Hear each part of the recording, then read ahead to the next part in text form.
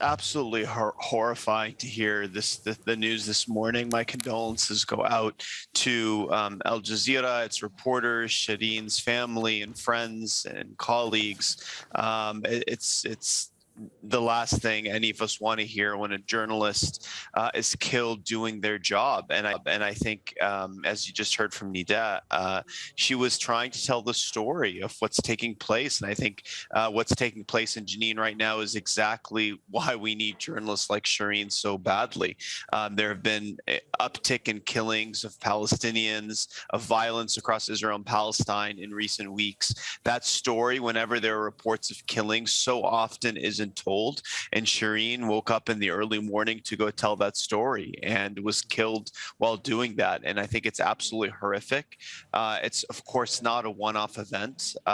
We know that Israeli forces systematically have used excessive force. You just mentioned the Gaza March of Return, and I think that's a great place to start. The UN Commission of Inquiry investigated those events and documented that Israeli forces shot at journalists, knowing who they were. So this is an event that needs to be understood in the context of this systematic practice and the killings of many other Palestinian journalists. So Human Rights Watch is still investigating the specifics of what took place. You've heard the eyewitness testimonies of other Palestinians who have been there, who talked about being in close proximity to Israeli forces, there being no Palestinian resistance in the area.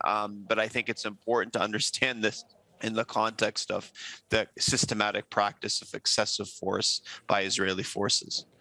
So now investigations should and will be carried out to a greater or lesser extent. How confident are you about that process? Israeli investigations are a whitewash mechanism. That is the assessment that's been reached by human rights organizations, including Israel's premier human rights organization, B'Tselem. Human Rights Watch has a similar diagnosis. Israeli forces regularly, when news, of their crimes are reported, say they'll investigate. Those are routinely leading to a whitewashing mechanism, no accountability. These kinds of killings highlight the necessity of the International Criminal Court moving forward, with its formal probe into serious crimes committed in Palestine, because the reality is there is no accountability for these sorts of abuses when it comes to actions by the Israeli authorities.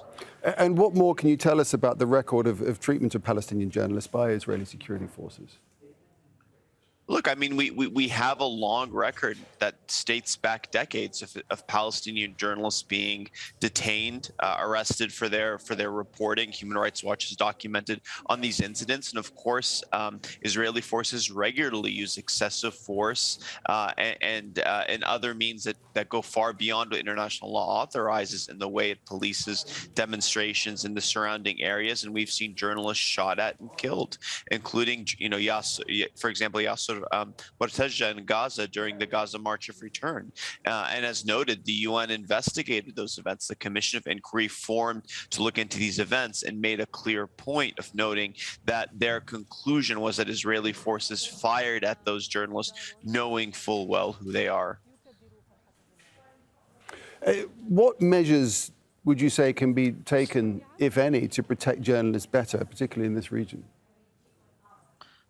Look, I think it's important that states, put pressure on the Israeli government. The reality here is that this is happening against the backdrop of systematic violence against Palestinians. The killing of, journalists, the arrest of journalists comes place because there's obviously a larger practice is taking place against the context of the Israeli government's crimes against humanity, of apartheid and persecution against Palestinians.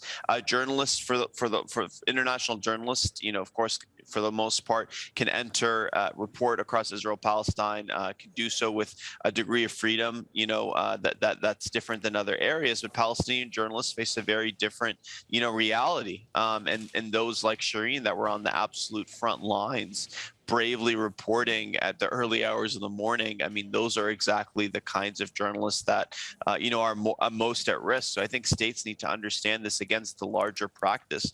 A lot of the statements we're seeing pouring out in recent minutes, are calling for an investigation, knowing full well that won't take place at the hands of an Israeli whitewash mechanism. What's necessary, of course, now is not only accountability, so support for mechanisms like, the International Criminal Court for the UN Commission of Inquiry, but also steps taken by states to end all forms of complicity in the serious crimes committed by Israeli authorities.